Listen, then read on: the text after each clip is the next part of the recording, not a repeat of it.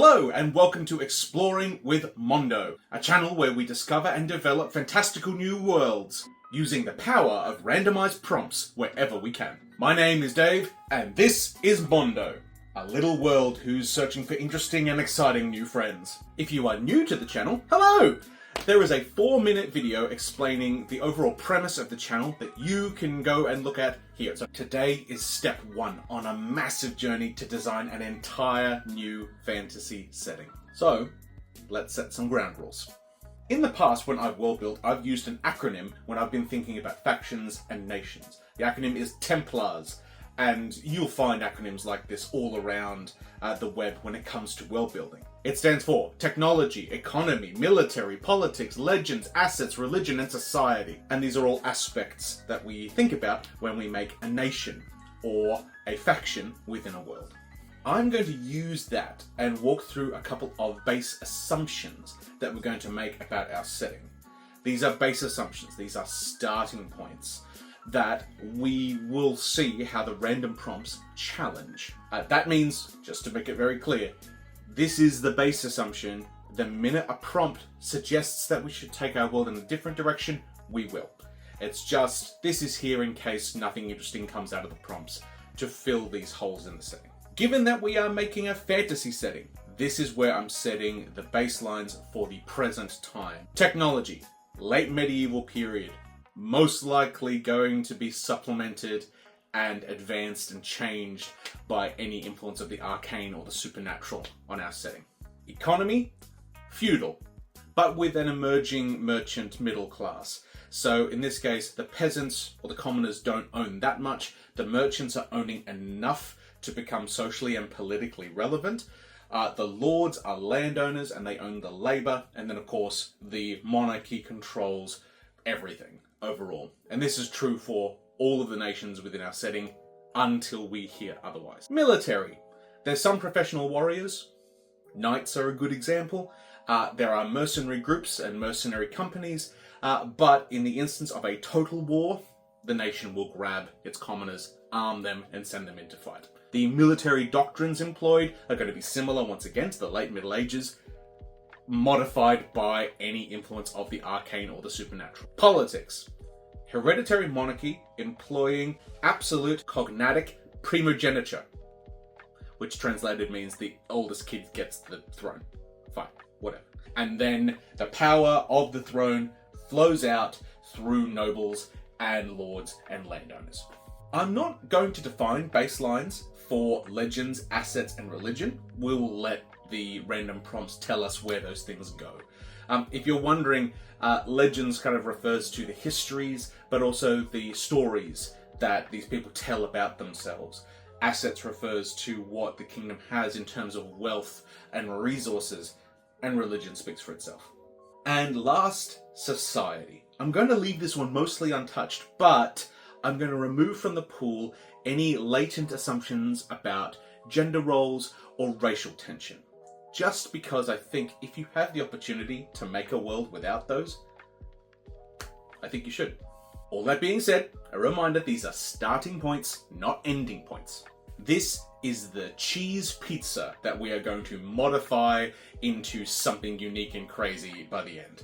But now the question is, where to start? When world building, there are nearly infinite places to start. Do we start with a universe? Do we start with a planet? Do we start with a continent, a nation, family, an individual? Do we start at the very beginning? A very good place to start. Or do we start at the end and work backwards? Well, this channel is about randomizing everything. Never make a decision if it can be decided by chance. So I made a flowchart with random roll tables in it. All right, this is our flowchart.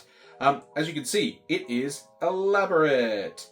And it contains lots of references to all of the various systems that I own for world building purposes. But we're going to start up here. Session 0, Temple and Theme Restraints, which is somewhat what we are doing now with our Templars discussion. And we are going to move over here to Begin. And I've put up 3 options that we could potentially use. Top-down approach, middle-out approach, and bottom-up approach.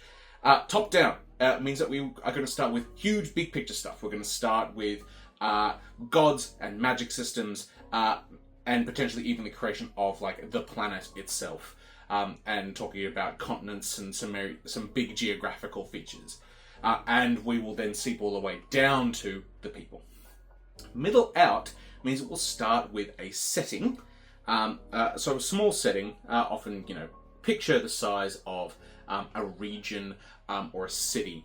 And we will talk about both geographical restraints and we'll talk about what it infers about both the higher echelons and the lower echelons of the world. It's almost starting in kind of the middle point, the middle zoom level. And lastly, bottom up is us starting with a character. A character in a situation, and what we will do is we'll build the world up and around that character to make that situation make sense. And these are they're just starting points. To show you what the different starting points look like at the table, if we were to go to the top-down version, we'd be asking questions like, are gods needed, is magic involved, and talking about the planet.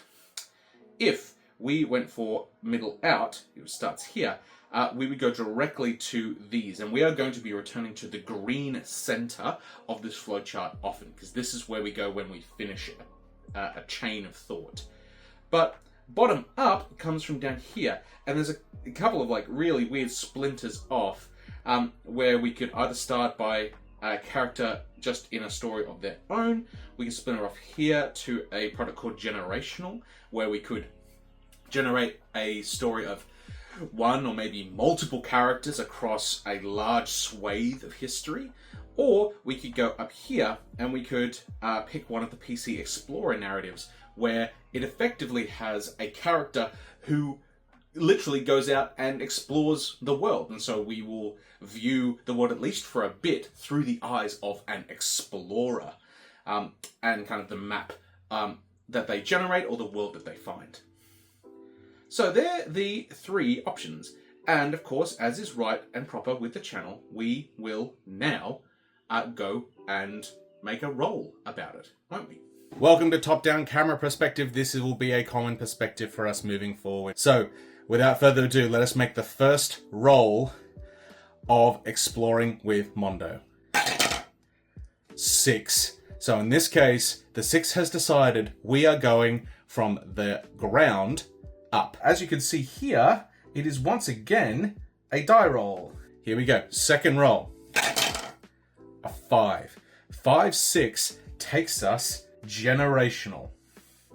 This will be our first stop on our journey, and we're going to start by generating, I'm going to just put it out here now, maybe 3 characters and eras, and important locations within those eras, as our starting point. So we know where we're going next, into the product generational, and we are going to generate some characters in some time periods in some very distinct places as our first steps on this wonderful journey.